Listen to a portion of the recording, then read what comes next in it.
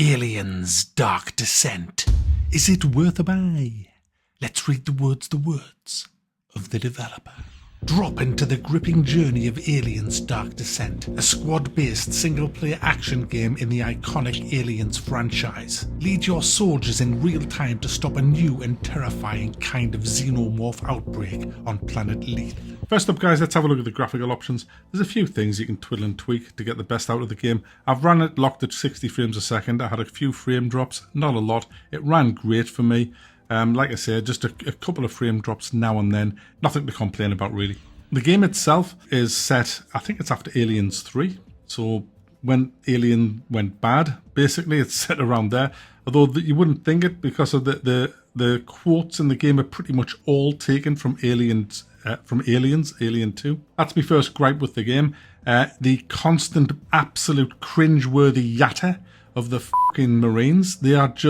They take every great quote from Aliens and deliver it terribly in possibly the worst time you could ever do that quote.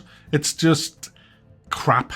I wish the developers had just shut them up, because it's incessant. I mean, for example, this game is one where you have to work your way very slowly through the base. If you just rush through, you're going to die horribly and very quickly. You have to be very, very strategic, if you like, about how you're going to do things, setting traps and just walking through certain areas slowly. And to do that, you have to kind of keep looking at the maps, and that means standing still in a safe area and looking at the map. And all the time, if you stand still for more than 10 seconds, you're going to be, come on people, let's move, we're not having a picnic. It's like, shut up mate, I'm checking the map, alright, so I don't know where I'm going yet. I've got to look at what's been uncovered, what materials is there. I'm going to plan my route around. Come on people, let's move people. We haven't got all day people. Fuck off people. They're on to us, let's go. We didn't come here to enjoy the view, so move now. Honestly, it's incessant. And the other things I don't like, you're very careful as a squad leader as you're pushing your team through these absolutely lethal areas. One does not just walk through a door in this game assuming it's all right. I mean, even if your motion tracker's not detecting anything, there are traps. You can walk into a room full of fucking eggs and facehuggers that won't show up at all on your motion tracker. So you have to be careful where you're going through, so you just take your time. If you think there's things at the other side of a room, you might, or if you're heading into a trap, you'll set up a bit of an ambush for the enemy. Ambush the ambushees. But what happens is, a lot of the time, well, not a lot of the time, but certainly I've had it happen to me about 4 or 5 times now, the game takes control of your squad and just says, you're going to go through this door here, and you're just going to walk through like it's a Sunday afternoon stroll because I want to show you something. And you'll walk through a door, and there'll just happen to be a barricade, and they'll put all your people behind a barricade so they can be ambushed off this new kind of alien.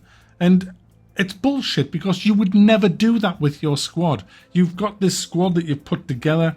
You love your squad, you've nurtured your squad, you've leveled up your squad from level 1, you've equipped them, you've done all of this, you've renamed them, you've changed the sex from male to female or female to male, you've changed the skin colour to what you kind of want in your squad, you've done everything, you've customised every player in the squad, and you look after them, and so you don't want to lose them. And then the game just randomly says you're all going through there like pricks into that ambush.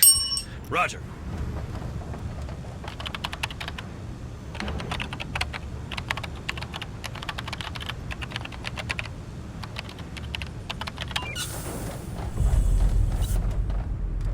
Shit, they know we're here. Let's rock! And I hate it because it ruins the immersion. And guys, this game oozes immersion. The attention to detail from the alien world is fantastic in this game. It really, really is. The only other problems I've had with the game is I've had a couple of bugs where people have been stuck on objects, pathfinding, and somebody else who I know who has this game has had a lift malfunction where the lift just won't work for them. Like, they've got back to where they're supposed to go, but nothing happens.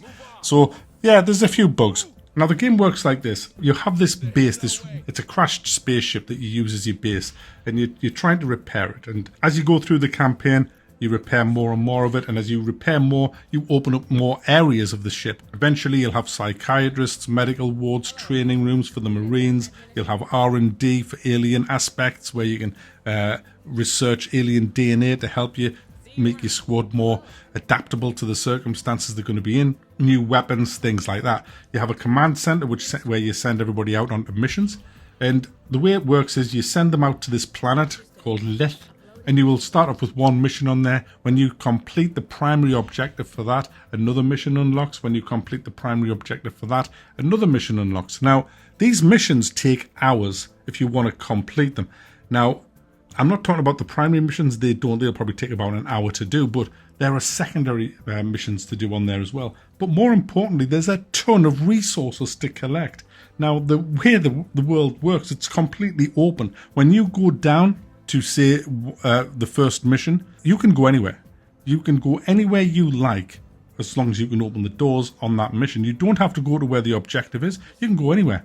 And I love that sense of freedom, and the attention to detail is great while you're down there with your motion tracker, and just the way the decor is fantastic. It really does capture everything that you love about Aliens. It's just perfect. Now, as I said, the worlds are persistent, so if you blow a hole in a wall and then you come back maybe 2 or 3 days later, that hole is still in the wall. Now, here's the thing.